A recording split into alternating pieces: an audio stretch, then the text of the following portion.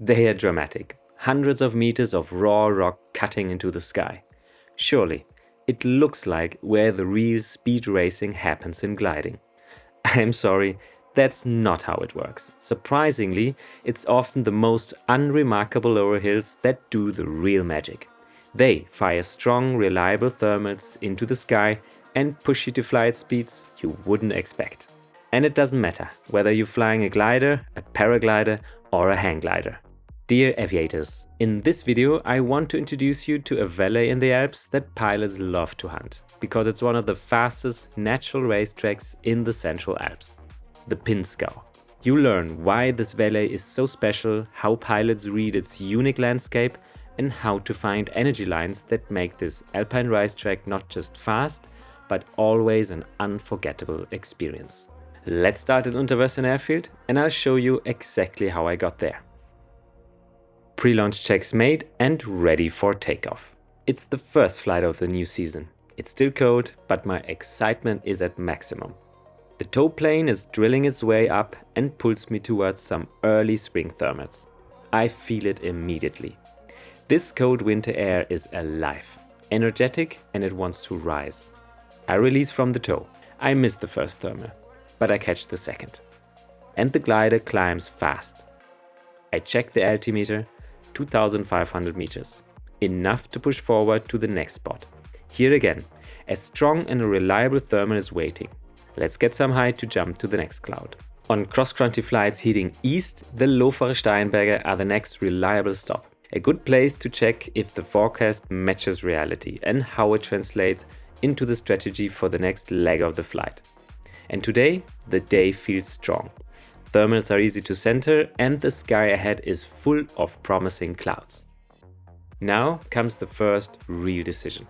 The standard route follows the Leoganger Mountains to the left, but I can see a line of lower hills ahead, more direct and with fluffy clouds building above. On a weekday, I would never attempt to cross the valley this way, but today I'm confident I'll find lift there. If not, there are several landing options close by. I commit to it. Almost immediately doubt creeps in. The cloud I was aiming for starts to dissolve. The fluffy white marker I was trusting, dying right in front of me. I check my altitude, lower than I like. I keep flying toward the mountain. Because on the other side of that snow-covered ridge, there are dry, rocky surfaces facing to the sun. Hopefully. And these snow-free surfaces produce thermals. That's my bet. I don't know if I will win.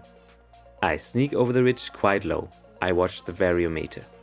And then some whispers of lift. I bank into it immediately. I start to circle with patience. 1 meter per second, sometimes less. But I don't leave it. I just work it round and round and let the altitude slowly come back. And then I see something. A long, strong line of clouds. Not above the peaks as expected, but over the middle of the slopes. Running exactly in the direction I want to fly. I make a note of this, it will become important later. After 50 kilometers and 45 minutes I arrive in the Pinzgau. Below me, the deep blue lake of Zell am See. And further south, the walls of the main ridge, covered in ice, snow and clouds. And before we go racing, let me show you why this place is loved by glider pilots. Let's leave the cockpit for a moment. To really understand what makes the Pinzgau so special, you need to see it from above and understand what's happening in the air around you. The Pinzgau is a long, broad valley sitting just north of the central alpine main ridge. Its orientation is almost perfectly west to east, which means the sun from the south can spend the entire day heating these long, gentle slopes. That simple geographical fact is the foundation of everything. Here's what's happening on a good Pinzgau day. The sun heats the surfaces, paddocks, forest tops, bare rocks. The air directly above these surfaces warms up and becomes lighter than the surrounding air. It wants to rise, so it does. These warm bubbles travel up the slope, gaining strength and speed as they go, until they reach a trigger point. The peak of a hill, a change in the slope angle, the edge of a forest. Something that gives the bubble the final push it needs to detach from the terrain and continue rising freely upward into the sky. In the Pinzgau on a good day, These bubbles can reach up to 1000 meters above the hilltops. It's like a fresh glass of sparkling water. Each bubble breaks off, rises, and another one forms immediately behind it. Now, imagine the same process repeated along every hill, every slope for more than 70 kilometers from west to east. As a glider pilot, you find that line of rising air and you simply ride it. No circling, no waiting, just forward and upward and fast. Sometimes for 70 kilometers without a single turn. Remember that observation I made on the way in? The cloud street wasn't above the peaks, it was above the slopes. There's a very specific reason for this, and it's one of those things that once you understand it, you'll see it everywhere in alpine soaring.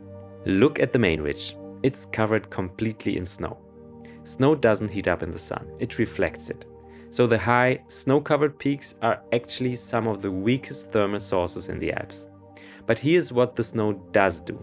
The cold air above the snow surface is heavy, it wants to float downhill. Somewhere on the slope, this cold sinking air collides with the warm thermal bubble trying to sneak its way uphill. That collision is the trigger. The bubble gets launched upward. It leaves the slope right there at the snow line. So keep this in mind the next time you're flying in spring conditions. Look for the snow line, not just the peaks. That's most likely where the lift will be. And there's one more factor that can push the cloud street away from where you expect it: wind direction. In the Pinzgau, a northerly wind can push the thermals as they rise, drifting them toward the center of the valley rather than directly above the peaks. On those days, don't look for the lift above the peaks. Look for it more toward the center of the valley. Read the clouds, they'll show you where the lift is. And on a blue day with no clouds at all, the energy might be still there. You just have to trust the landscape and go find it. But be careful with a stronger south, east or west wind in the Pinzgau. These directions can push and tilt the thermals in a way that break all the rules I just described. And where you expect lift, you may find nothing. And those unremarkable lower hills I mentioned at the start?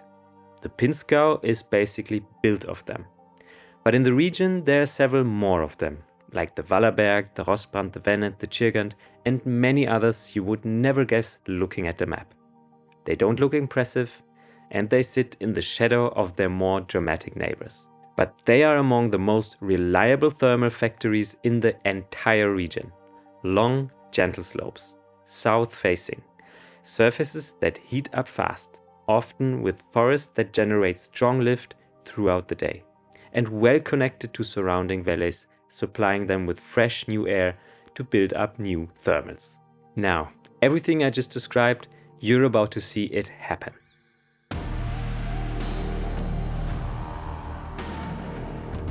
With the cloud street established ahead of me, the Pinzgau does exactly what I showed you on the map.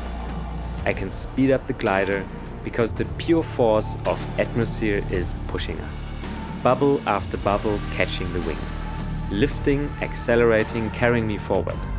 I check the speed, 130 kilometers per hour. The vario is singing. No circles, no waiting, just forward and upward, carried by invisible hands. The mountain I barely scraped over 1 hour ago is behind me. The valley floor that made me nervous is far below. And ahead, 80 kilometers of alpine energy lined up and ready.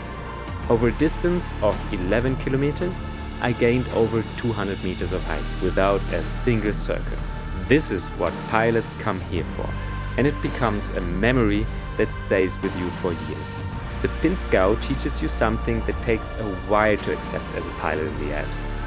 The most dramatic, the most imposing, the most beautiful rocky giants, they are not always the most generous.